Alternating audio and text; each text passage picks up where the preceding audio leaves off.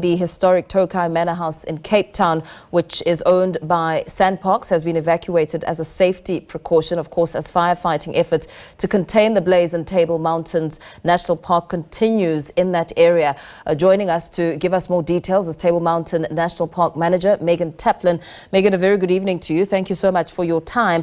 As you and I speak this evening, how would you best describe what's happening on the ground? At the moment, we are still fighting the fire on a number of fronts. There are about 220 firefighters that are on the ground at present. Obviously, with the darkness at nighttime, we can't use the helicopters, but we did have up to 6 helicopters that were assisting with firefighting during the day today. Now the ground firefighters take over, and they are battling fires above Tokai on the Constantiaberg, as well as on the Noordhoek side.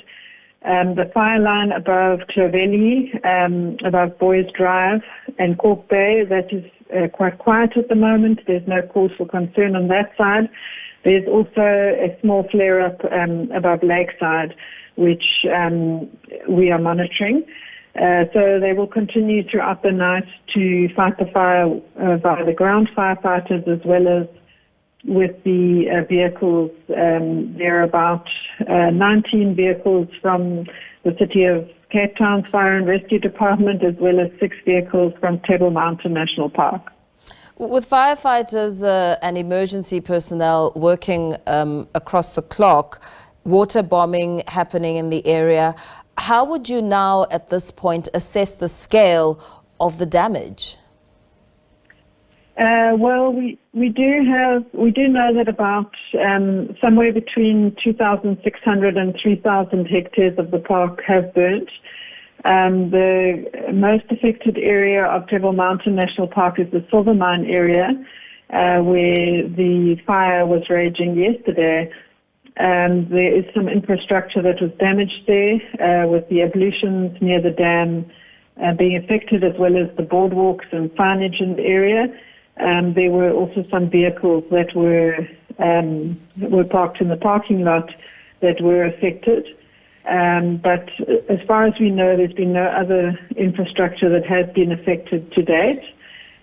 People were evacuated from homes yesterday in the retirement village and frail care near Oakhoff-Savach, as well as in the Upper Tokai area. But all of those people have been able to return to their homes now.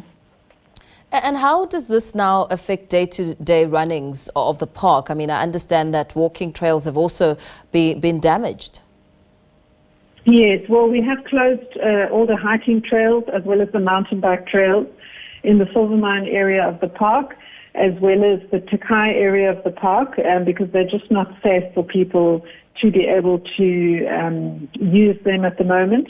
And we do ask that people please respect those trail closures. We don't want people going into those areas, even if the car is not going through them, because there are still hot spots, and there might be flare-ups, particularly if the wind changes direction or speed of the wind increases, then flare-ups can happen quite quickly, and we don't want people to be stuck on the wrong side of the fire. So we do ask people to stay away from those areas. Of course, there is going to be some of a delay in repairing any damage that's happened at the Silver Mine area, and particularly with the ablutions and some of the boardwalks on the hiking trails. Contingency measures have been put in place. We understand the historic Tokai Manor house has been evacuated. I mean, what did the process entail as these considerations were made, given the fact that we're talking about a provincial heritage building? Yes, we have taken all precautions that we can take, including stationing fire vehicles near the area. We can use things like fire retardants on the thatched roofs to make sure that if the fire does come to that building, it will be less likely to damage the building. And so, all of those buildings, there are a number of buildings there which are used as administration offices for our staff. So we have already moved a lot of equipment out of there that could have been damaged. But it hasn't got to the stage yet where the fire has affected those buildings. We will continue having fire vehicles and firefighters stationed in those areas to fight the blaze if it does come nearby. Very well. Thank you so much for that update and for speaking to us this evening.